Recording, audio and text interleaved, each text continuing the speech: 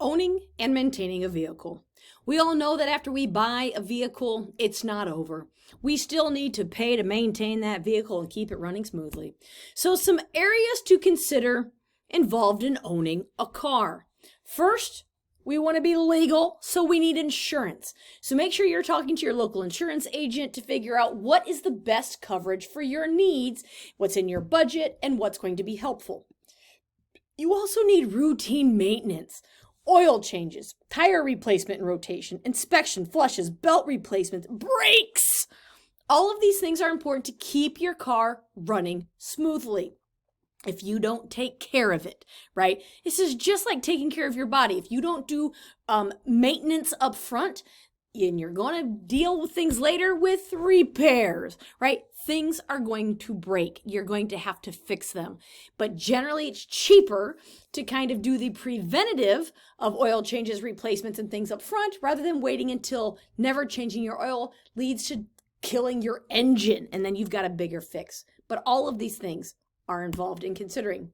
You also need a proper license, and you have to register your vehicle. Get that license plate. And that varies state to state, right? I used to live in Ohio where everybody pays the same amount to register your car. Wasn't that bad? No problem. I moved to Indiana where the cost of your license plate registering your car varies depending on the value of your car. So the more expensive vehicle you drive, the more you pay to put a license plate on it. Stinks, I think. Nice thing is, cost goes down every year a little bit. Some risks to consider. Failure to insure and register your vehicle will lead to penalties and fines. You do not want to be pulled over by a car because your car is not registered properly. That's something easy to avoid. Just make sure you pay attention to your due dates. And failure to maintain your vehicle could lead to vehicle malfunction, putting you and others at risk of harm. It's your public service announcement for the day. Now let's just do a quick example. You purchase a vehicle. You decide on monthly insurance payments because generally insurance you can pay monthly or you can pay like an entire year at a time. Some people pay twice a year. I pay monthly because it's just easier. Anyway, monthly insurance payments of $86.48. Based on your driving habits, you anticipate oil changes with filter replacement every 4 months. They cost approximately $60 each. You also want to rotate your tires twice a year. It's a good habit. Costing an additional $25 each time. Your new vehicle will cost $320 to register once a year. Now, these are basic needs.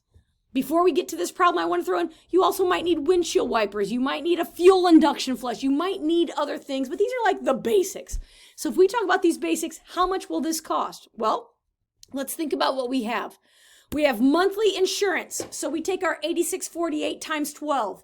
We have 3 oil changes a year, every 4 months. That means there's 3 per year. So 60 times 3.